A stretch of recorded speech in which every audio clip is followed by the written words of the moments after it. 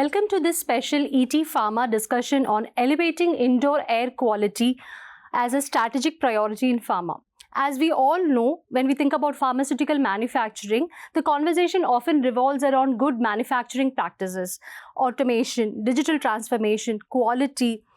This is what we are always evolving around. But one of the most fundamental ingredients in ensuring product quality and patient safety is often invisible. That is indoor air quality. In an industry where microscopic contaminants can compromise sterile manufacturing, trigger batch failures, or disrupt operations, should IAQ continue to be viewed merely as a compliance requirement, or is it time to recognize it as a strategic business imperative? Let me go to our panelists, the experts who have joined us today. Mrs. Shailesh Nigam, Chief Operating Officer, American Air Filters. Thanks a lot for joining us today. Mr. Kulbir Singh, Deputy General Manager, Engineering, Mankind Pharma. Mr. Narender Singh, Vice President and Site Head, Vaccine Drug Substance Plant, Panacea Biotec Limited. Thanks a lot for joining us. So let me open the question to all the panelists. This question would go. So I wanted to know, according to the US Environmental Protection Agency, people spend approximately 90% of the time indoors, making indoor environmental quality a major, factor influencing health, productivity, and workplace performance. Against that, backdrop, has indoor air quality moved beyond being an engineering or a facility concern to becoming a genuine boardroom, priority? Because we wanted to know, because we are always equating IAQ to something else. Are we having the real OG discussion? So if not, what will it take for a leadership like y'all to view it as a strategic business issue? As it reached the boardroom is what I wanted to know. Let me go to Mr. Nigam first. Mr. Nigam, your thoughts? Thank you. So if you say boardroom, I would say still not. Okay. Boardrooms discussions mainly are focused on revenue, profitability, investments, expansion, ESG, CSR. So the least discussed topic is, indoor environment. And the reason mainly is that lack of awareness. We don't see air and we don't realize that there is a pollution. Even this clean air also, where we are sitting, we are not sure whether it is breathable or not. And as you mentioned that 90% of our time we spend indoors. So boardrooms has to realize this, that the people who are working here, they are also, inhaling the same air. And if they don't feel, energetic after working, say 3-4 hours in the office, then their productivity comes down. So it is related to the same topics which boardrooms are focused on. High productivity, profitability, this will only be, can be improved. We can take this to the next level when people are really energetic, they are feeling healthy in that environment. So IAQ should become a strategic imperative in all boardroom discussions also. Mr. Nigam is saying it's not yet reached the boardroom. So Mr. Kuldeep. See, I'm not 100% aligned with Nigamji. So after pandemic, so scenario is has been changed on larger fronts. So at least in pharma boardrooms, so not up to that level where it has to be discussed, but on smaller notes, it is already in discussions. And say any good pharma industry, they are putting investments, they are putting their capital expenditures, and they are even revamping their old facilities to upgrade the IUQ levels. And being it's whether it's Indian regulatory norms like Schedule M, it's revised recently, where lot of emphasis has been put after pandemic. Though the international regulator already, there are various things and points they have put along the guidelines where they required the stringent norms, and those kind of things has been discussed in even boardrooms when by chance even certain non-compliances are happen, some regulatory bodies given some warnings letters or something like that. So these kind of stuff in pharma, at least it's coming up to the boardroom levels. But you think you're saying that this dialogue has started only after COVID, or No, it before was COVID also there, but now FSI is more. okay? Now, being we are in right now, we are working in a very fast-paced environment where, you know, the AI, digitization, automation, all these stuffs are there. So the companies are ready to put investments and even to upgrade their old facilities also. Okay, let me quickly go to Mr. Pal. Yeah, your thoughts on it. I'll have an added question to you. You can start with your thoughts on the first question. I think I would be moderating between these two guys. Definitely, it is moving that direction. If it's not there in the boardroom as yet, it's definitely on the threshold. Okay. I'll tell you why this industry is very different. Yeah. Now we are talking about the air quality.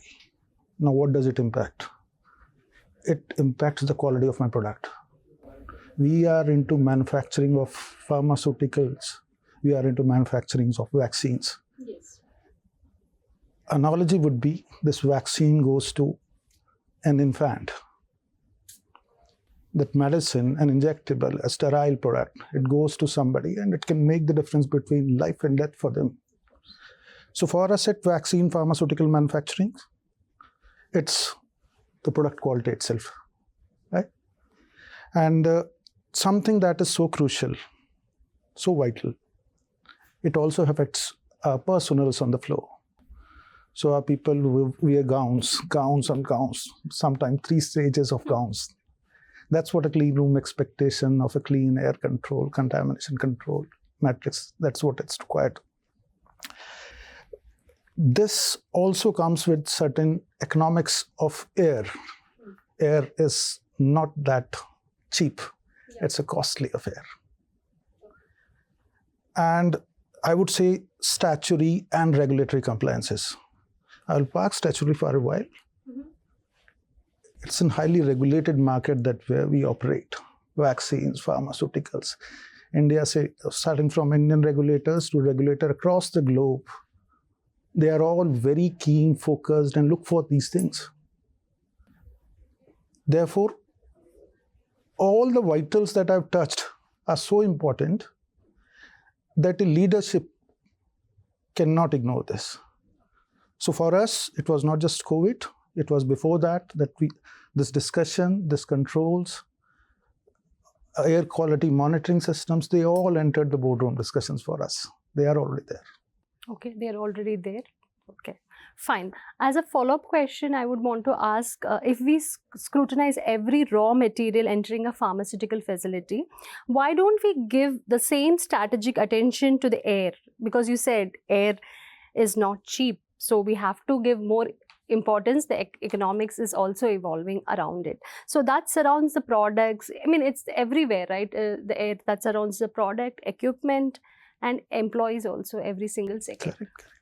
In fact, this is where this industry differs. So I may have a difference of opinion on what you may have collected information on. For us, yes, it doesn't go into your BOM, that's bill of material. It doesn't go over there. Of course. But it is a vital raw material for us. If you take off pharmaceutical manufacturing, contamination control strategies, containment systems, everything work around this air quality index for me. Yeah. Right? There is a positive pressure as cascade. Then there are, all in all, I would say air quality for me is product quality, one. The second part, if you look at biologicals, so aerobic organisms that we grow, they need oxygen for survival. It's air that goes on. Dissolved oxygen inside fermenters where we do the growth of organisms, it's all based on air supplies. To me, it is equally vital and considered a very important raw material. It actually goes and touches every part of my process, every equipment in pharmaceutical manufacturing. It touches the people extensively. In fact, the whole facility design is all about. So it's very vital for us, yes. Yeah. Thanks a lot, Mr. Narender Pal, for putting that perspective and saying why it's just air. It's there. We can't see it, but it's very important. Yes. So, and you said air quality is equal to product quality, which, actually summarizes the question which I had asked. You have to add something. I fully agree with Narendra sir. So it's there. Without the required standard air is not there, the product purity may have drastic side effects. So like facility to facility, product to product, whatever molecules we are going to make, whether it's API, whether it's a fermented process for biotech products, whether it's for sterile formulations. So 2-3 things we normally discuss when we go for a upgrade or go for a new facility. So what type of product, whether it's potent, whether it's general, whether it's having some beta-lactam, non-beta-lactam type molecules. So in that we consider the required purity levels, whether with respect to particulate matter, with respect to viable, non-viable particulates, whether it's with respect to potency also, the operator exposure level, which he emphasized. Operator has to go to the clean environments with single gown, double gown, even in some kind of cases, tertiary gowns are also there. So operator exposure is also a very important factor for indoor air quality.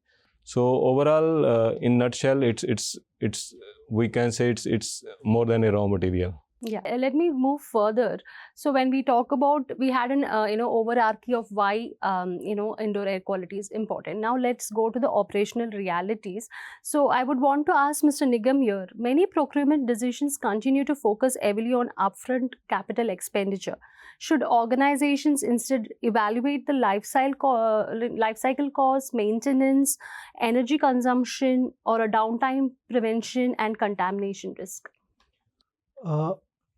Actually, the decision of a capex investment, it is far long before has been established. It is not only on the first cost; it is always on the recurring cost, life cycle cost analysis.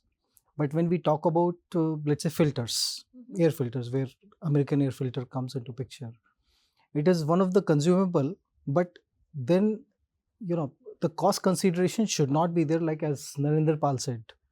And I 100% agree with him that clean air or sanitized air is not a utility, it's a raw material. Because the products which are being manufactured are being used for critical surgeries or infants vaccination, and it can create, like he said, it's a difference of life and death. So when we are having filters there, which is ensuring that kind of air quality, we cannot go for the cost consideration. So there also we have to look at, because in India only we have seen the filters are being washed, which is not the practice, which should not be done as per any standards. But filters are washed, filters are reused, so which compromises to some level to the air quality which we want in that particular manufacturing space.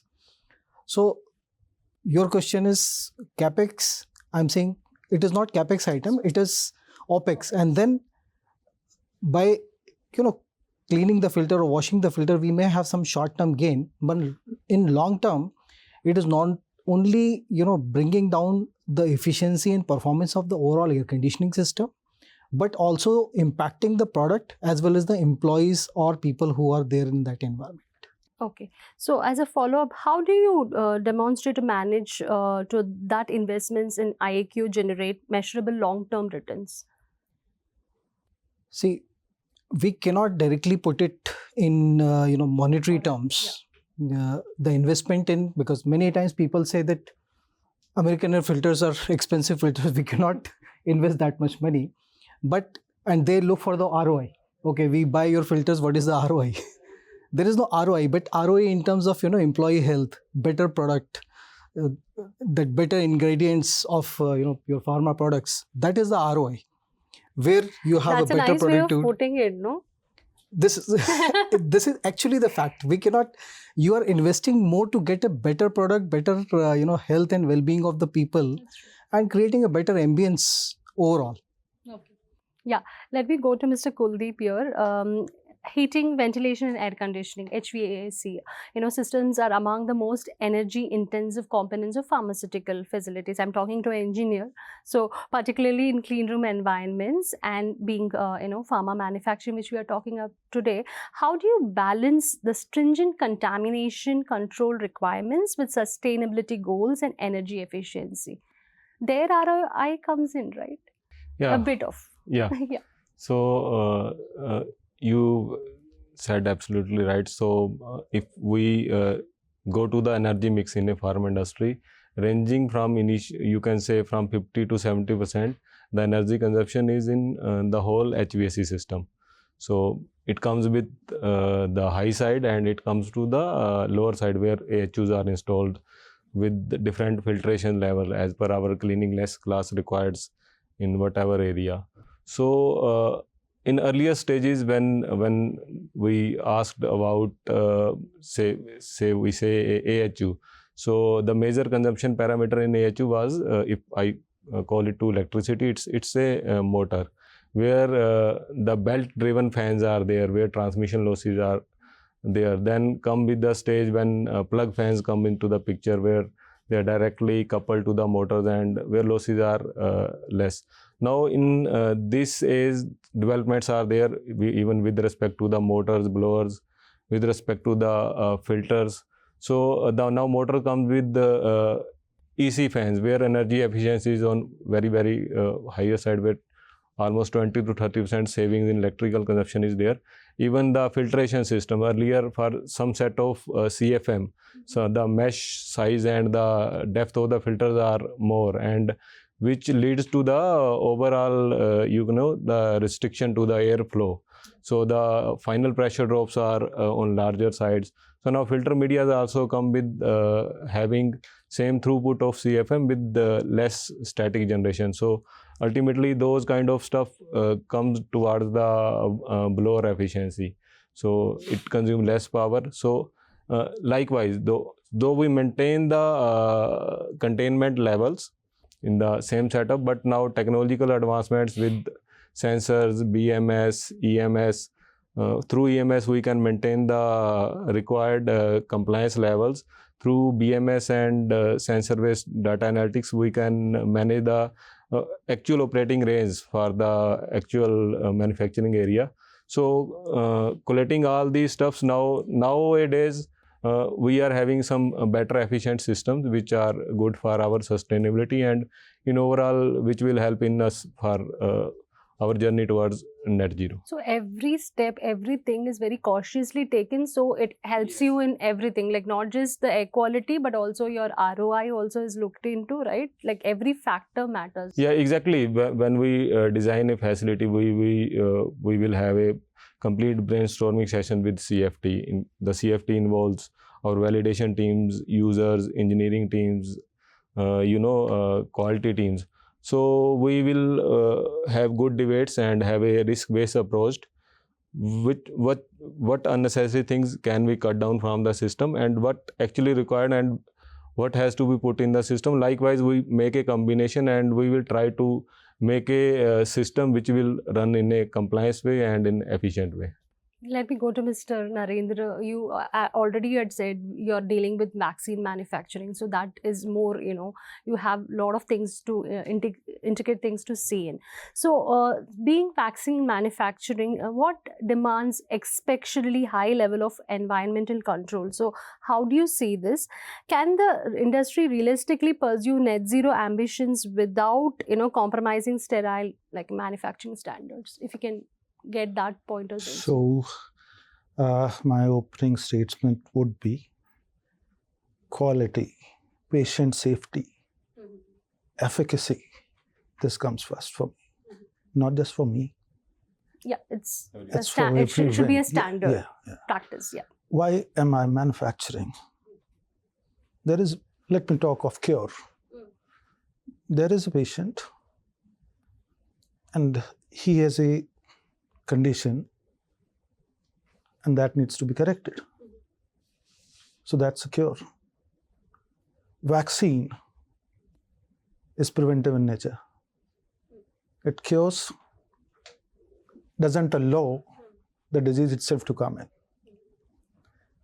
When we look at from this glass, we'll realize everything else, including over a period of time reduction in my carbon footprints.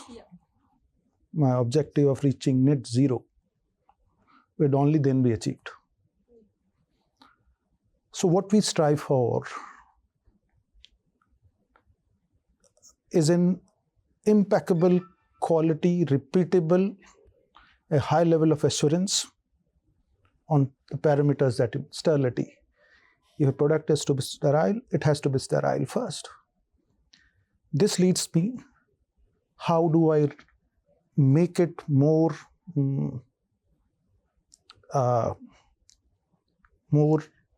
reasonable for the environment? How can I ensure that I reduce the resources that I consume, right? For that, yes, once I have stabilized my conditions, innovation is happening, will happen, and it's bound to be there. The robustness of the systems are getting more and more accurate, more and more reliable, and that's what's expected. Energy efficiency is going to improve by the day. So would my carbon footprint. So yes, we in India have already stepped the first milestone. We manufacture quality, reliable, efficient and effective vaccines, pharmaceuticals. We are already into sustainability. ESG has been on the charter of every other organizations in India now. We will reach there. Give us 5 to 10 years. 5 to 10 years. No, net zero is something that you will strive to the end of the history. So in 10 years, we'll achieve net zero. Everybody amongst us. No. I will come back to you. Yes. Net zero. After 10 years, not now. Yeah. So every organization here is now mandated to define their 10-year goals. Yeah.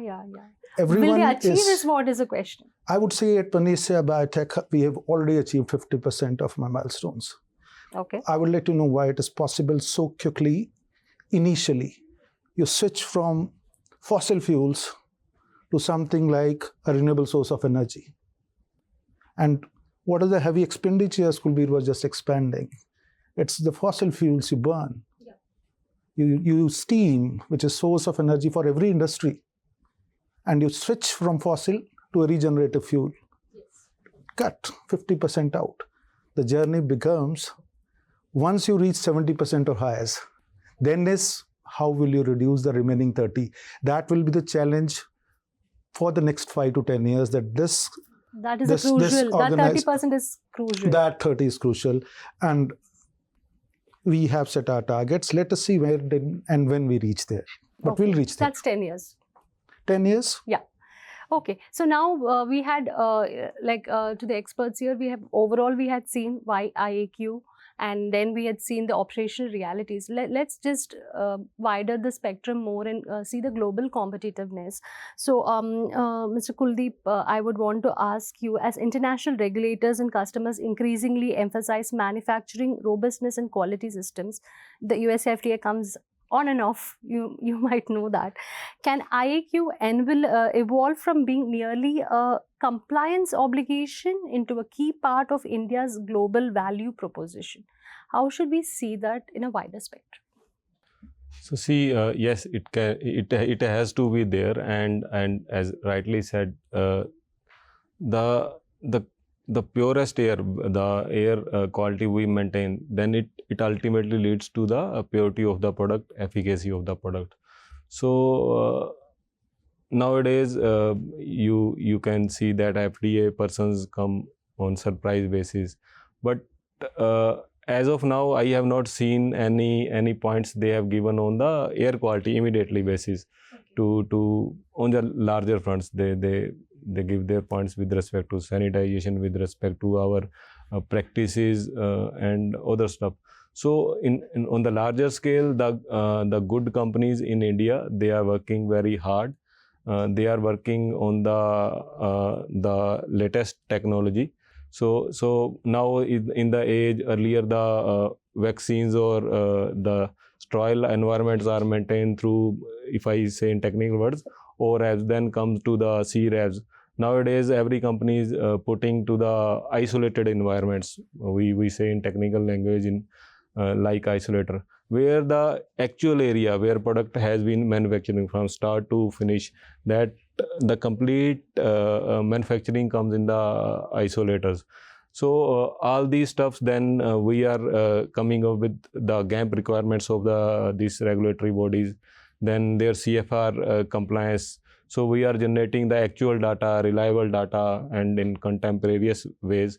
So all these stuffs is happening almost from 10 to 15 days in Indian industry. So regulators are having a good trust, and that's why they are giving up us orders to manufacture and supply to them. So I think air quality, yes, definitely. The data we are generating and giving the you can say confidence to them. So it's ultimately gives confidence to the consumer. So it's there. So let me go to Mr. Narender and come to Mr. Nigam.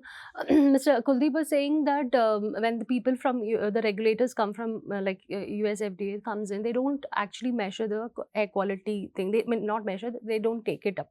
So how do you see that? And could superior indoor air quality standards become a competitive differentiator? Do you think they should take in that, or it should be a differentiator when multinational innovators and global customers choose manufacturing partners? Because you people, you have been telling that how much you are like looking into it.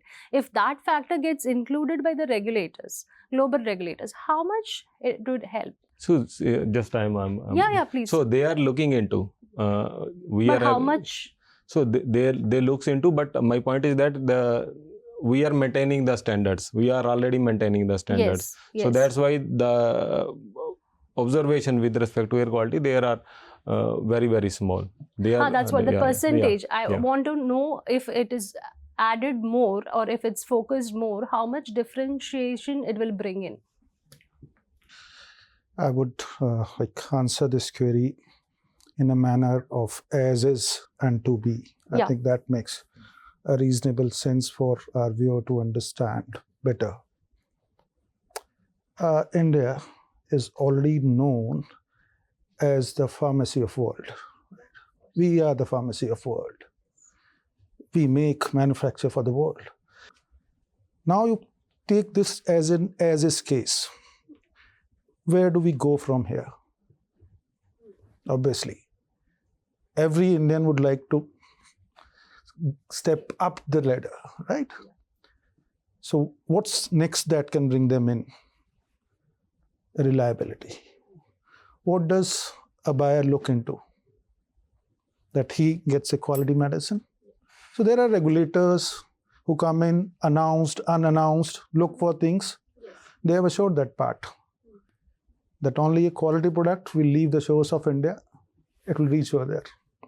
That mechanism is already quite strong, stringent, and working perfectly. Right?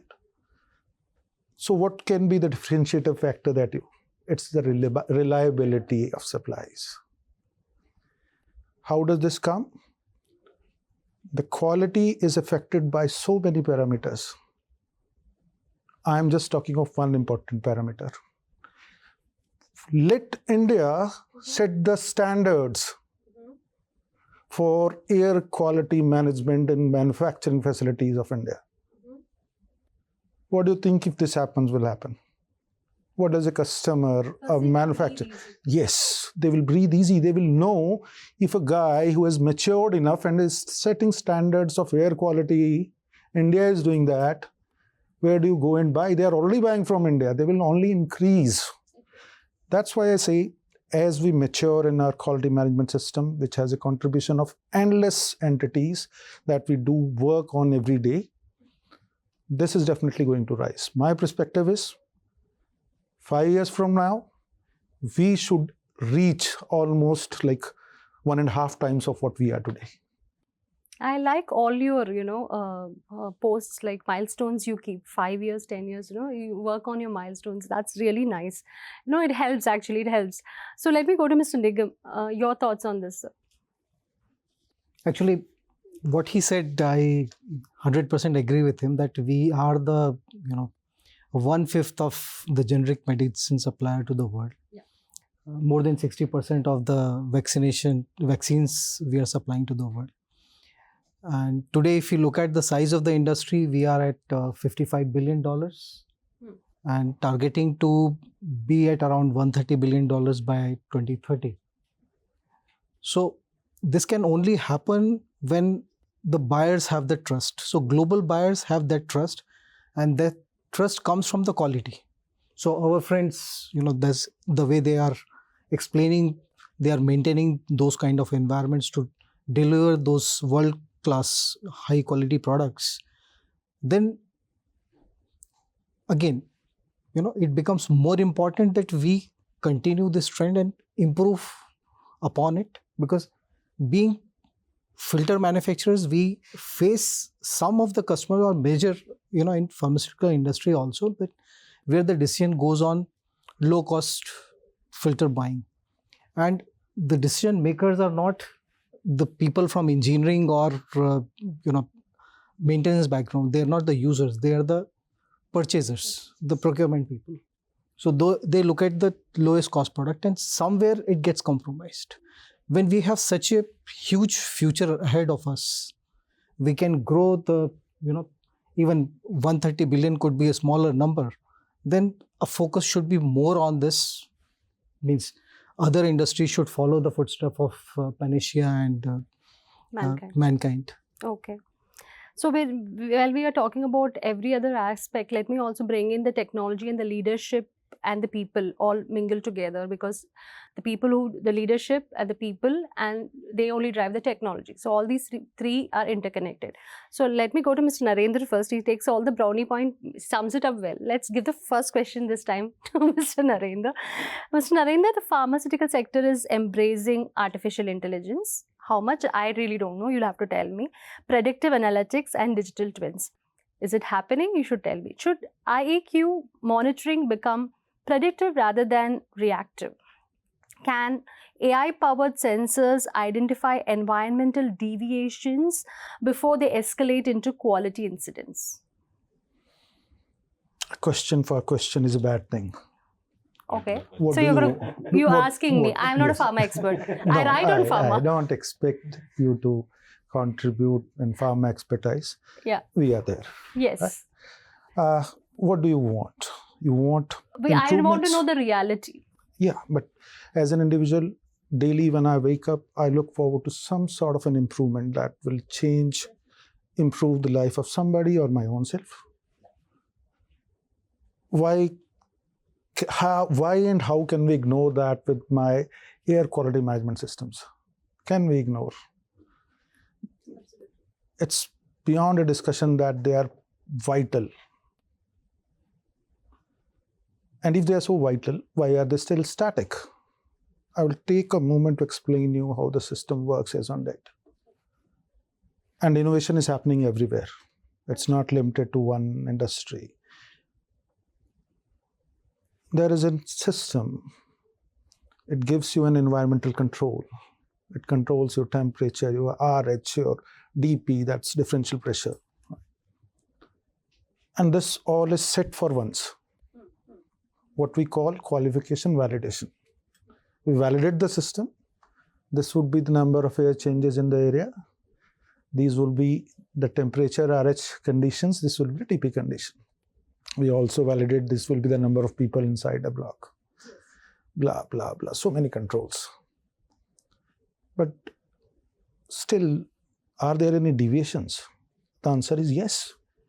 And there are many deviations. The most deviating one would be differential pressures. Every now and then somebody opens the door for more than a given part of time that is scheduled to, gives you a deviation. There is a cranking of an high side chiller. Kulbir probably is maintaining those, so he knows. And then everything here, my product. It's an extension. happening that is still static. Now look at the innovation this industry has also brought in. I'm talking of the HVAC. I'm talking of the air management systems. You have real-time monitoring temperature RHTP meters now. What they do? They monitor real-time. It would be less than a second that they would sense and revert back. You have wonderful data acquisition tools, again real-time. You're just talking of EMS, PMS system. These are what he means from this. You have most advanced analytical tools now. AI is something it has been named of, but this was an analytical tool before it became AI. And they were there before, now they are much more advanced. You have humongous amount of data. You know what's happening on the ground.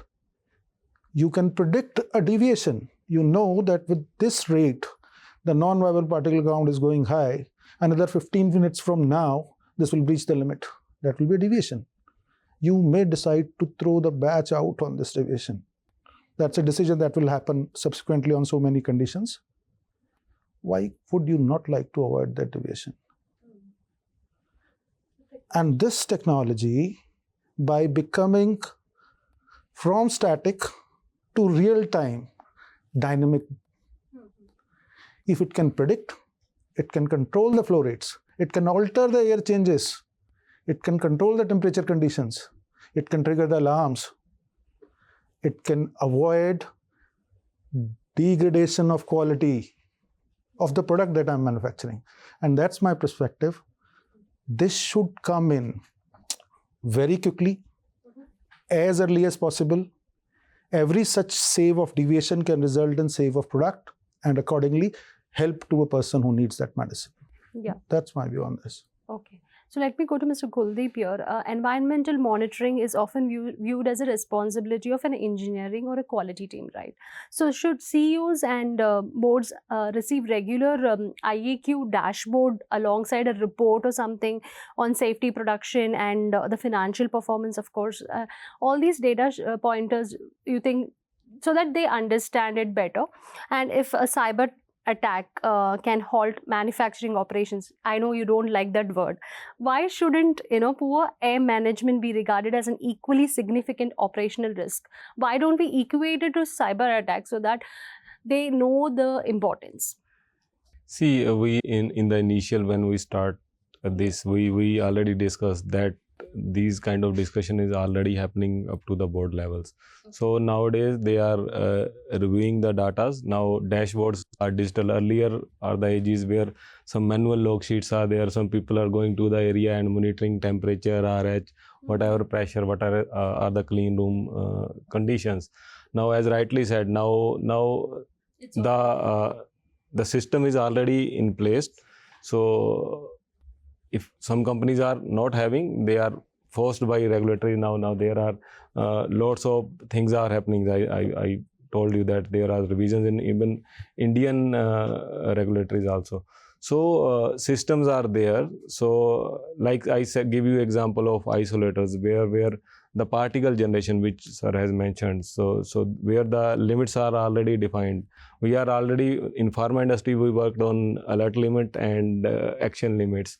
So where are any deviations from these kind of stuffs, the clean room environments or air quality deviations are there. So we have already preset some alert limits so that everyone got alerted when something is happening in the environment.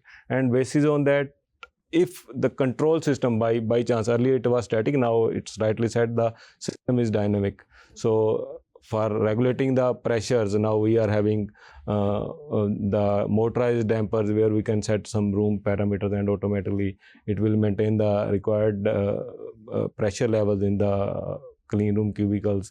Likewise, when excursions, if anything bound to happen for in matter of these particulate matter and also online particle counters are there. So they will prompt and they will give us the alarm before any deviations are happen. So hardwares are there earlier. Now with respect to the AI, the data analytics is also happening online. Even some companies are doing some IIoT based sensors and mingling the high side, like the chillers and other stuff, with the low side, the actual requirements in the area. The actual requirements will be built in with the high sides, and modulation are happening on the high side as well, where the major consumptions are there with respect to the energy. So Like, these things are happening. But are these only for the big pharma companies? How, in what level does it penetrate? If you can just let us know, because big pharma companies, of course, they'll have the budget or something to incorporate everything. Why it is important as an industry? Anyone can take that question. Pratibha ji, the things evolve over a period of time. Yeah. And in our industry, we talk about maturity levels. Yeah. Somebody is ML1. What means is maturity level 1. The other regulator, controller is at ML3. There is a higher level, maturity level 4. This is how they designate the maturity of a country's regulator to regulate. It is a matter of pride for us that our regulators are at maturity level 3. There is just one level up, ML4. As we climb the ladder, they too will climb the ladder, or vice versa. Any percentage you can give as an industry, how much big pharma companies are there, in which level, or the smaller ones are? Any rough? It's I would not or hesitate to give it that shade of big pharma. So our industry strictly doesn't go only by that standard. That is a standard. Okay. Whoever earns more is respected more. I acknowledge that, but that's not the only standard. Here, how you are able to connect to life itself, what are your innovation capabilities, what are the products that you manufacture, are your product difficult to manufacture, are they simple, generic, are they complex? Differentiation is more on these lines. If I am a small manufacturer, let us say company X, and they only do a business of 1 CR, but they are manufacturing a complex generic, they are not small provider for us. Yes. There is another huge, and they do a lot of other products. I'm just talking of one product of a very big company, let us say, but that's a simple generic. That particular product does not contribute the way this. So I would say, let us look at them as a level playing field. Let us not classify them based on their economic strengths. That's why a regulator is classified for its maturity level. When I say India, my regulators and vaccines, they are ML level 3. It is for every Indian company that they are regulated by a regulator who has a maturity level 3, which is just one less than the top guy can always happen. So we are at a good level. We'll improve further. That's for sure. Thanks for Depending on the criticality and the complexity of the product. Yes. Yeah, it differs. Yes, Basically, exactly. the segment is like that. Yeah. So let me go to Mr. Nigam. So in indoor air quality affects more than products. It also influences people. We all know. I live in Delhi, so I know more. So has the pharmaceutical industry underestimated the impact of IAQ on employee well-being, absenteeism, productivity, and talent retention by focusing, primarily on regulatory compliance? How do you see this? This is a little, I know it's a different question to you. And could investing in clean air deliver measurable business value through healthier and more, productive workplaces? Okay. So, not again to be contradicted by my friends, because no, you can. When I spoke on the boardroom also, I spoke in general the boardrooms, not pharma boardrooms. So that's where they spoke specifically about the pharma boardrooms, and I spoke about the generally all I'm with you. Boardrooms. So yeah, so that's why again I would not restrict my response to only pharmaceutical, but in general, where in my every address, even in the recent podcast also, I have talked about this thing, that lack of awareness, which is not there. Means we understand pollution when we actually see the pollution, which is in the worst case scenario. in Delhi also we talk about pollution when, during October, November till January, February, smog is there, and then we say it's pollution, but pollution is always there. The worst case scenario of pollution was COVID pandemic, where people were dying. So COVID has gone, people are not having instant death, but we are having a slow death every day. What we are breathing is not right, and we have to take measures. And in the beginning, as you mentioned, 90% of our time we spend indoors. So again, not only restricting to pharmaceutical employees, I would say in general, it is far away from even considering air quality as something which impacts the health and well-being of the people, which ultimately leads to lower productivity, absenteeism, poor health of the people.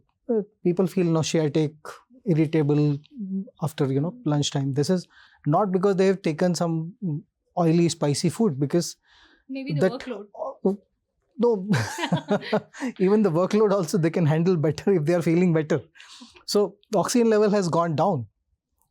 So this is what is, and we have done real-time surveys to check the oxygen level when people come in the morning and then people leave. In the evening, during afternoon, it reaches to unacceptable levels. And fresh air is hardly there. And, I always talk about these things. We are very mindful when we are eating or drinking something. We look at the brand, packaging, expiry date. We go even to the extent of checking the contents, carbohydrates, protein, calories. How much we eat? 2.5 kg during the day. How much we drink? 2-3 liters, whatever liquid. We breathe 24/7, and we breathe 20 to 22,000 breaths every day, which is 2,200 gallons. If I put it in the perspective, it is equal to the size of a swimming pool. So that amount of air is passing through our lungs, and we are taking the air to remain alive. We take the oxygen. This oxygen is oxygenating the blood in our body. The PM 2.5 particles and lower, COVID was 0.1, goes to our bloodstream. Yeah. So it's not only the lungs. Lungs are only, the first filter to our body, but this bypass the lung and reach to every part of our body. Every organ of our body is getting the contaminated oxygen.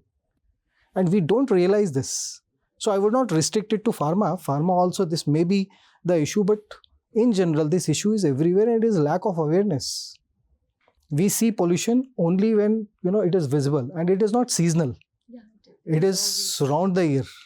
Mr. Nigam, I feel like I want a AF oxygen cylinder right now with me. I'm feeling so breathless. Thanks for that. It was nice to know a general perspective as well.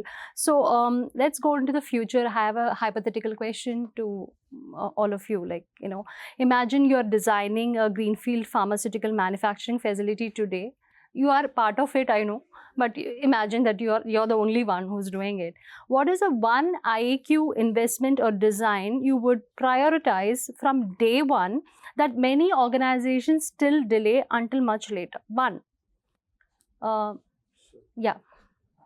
So, Pratibha ji, it's like 25 years plus of my experience in designing, constructing, operating facilities. I'm asking the right person. There can be a difference of perspective. Okay. Spending so many years, people firm up their perspectives.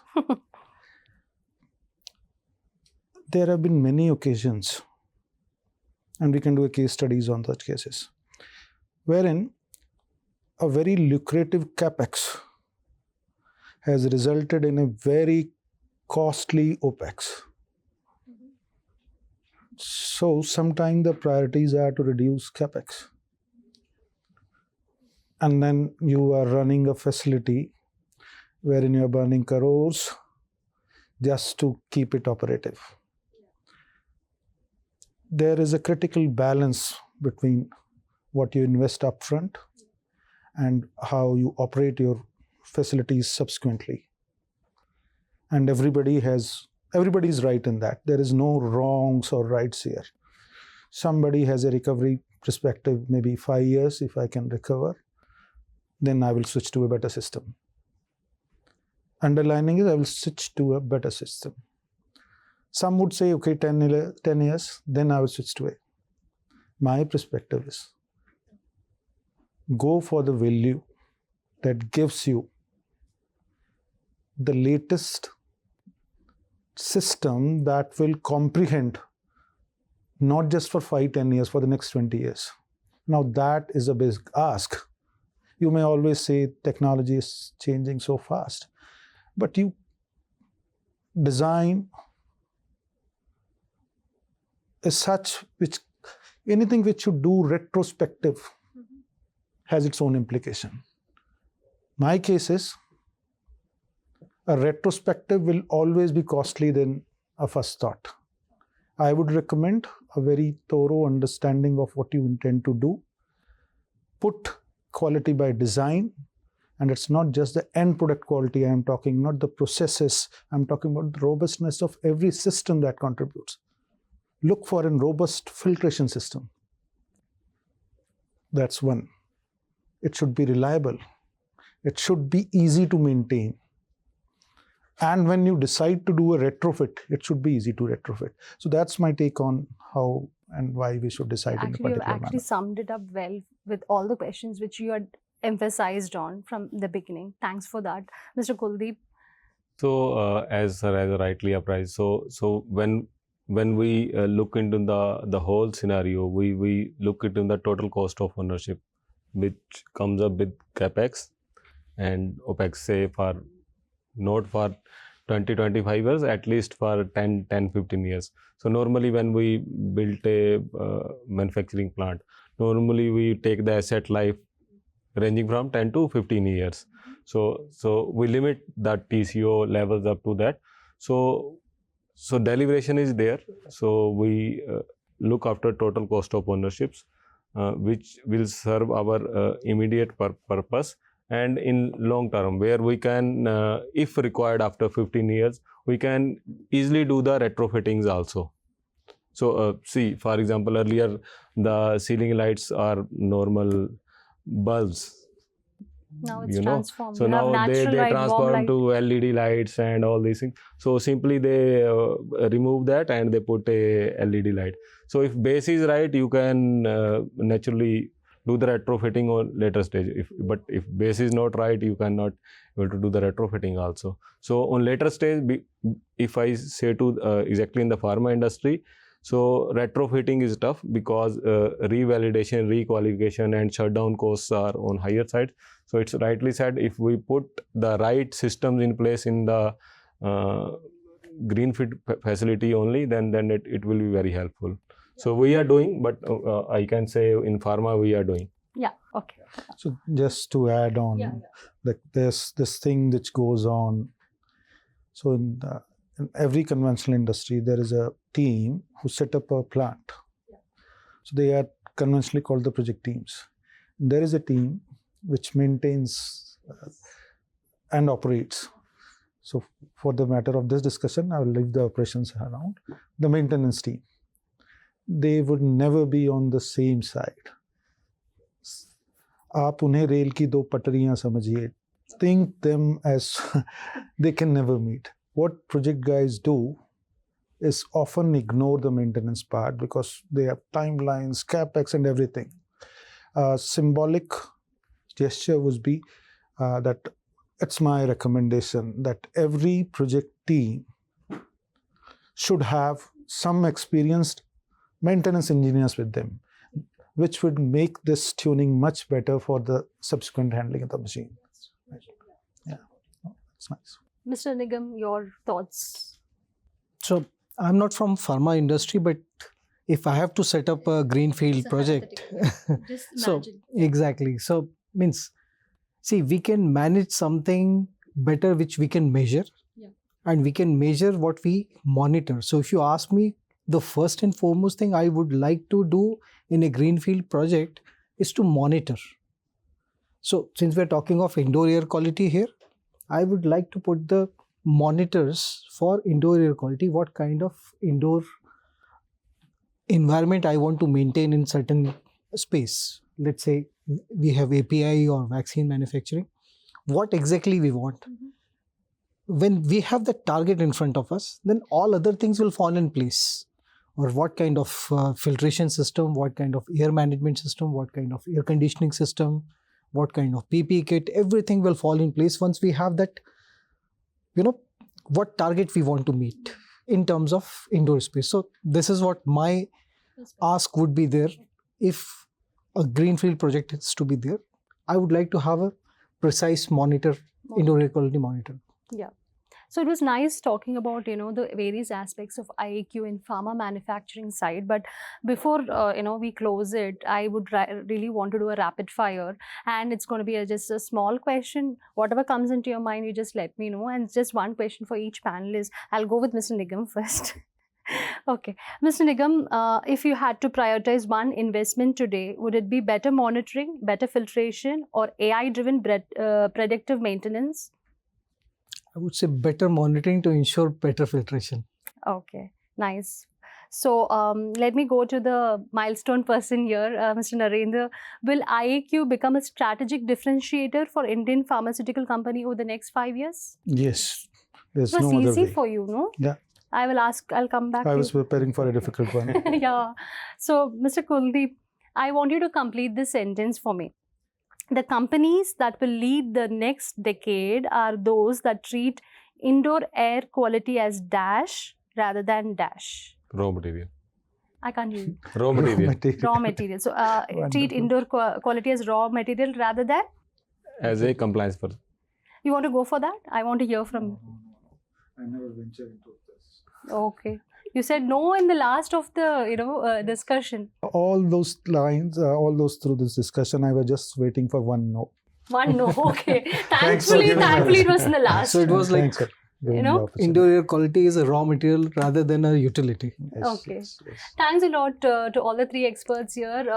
Thanks for your time and coming out and speaking on a very important and crucial aspect. Thank you so much. Thank you. Thank Thanks a lot to all the us. Yeah, panelists. Thank you, Pratibha. Thank you. It was wonderful getting this organized with you. Thank you.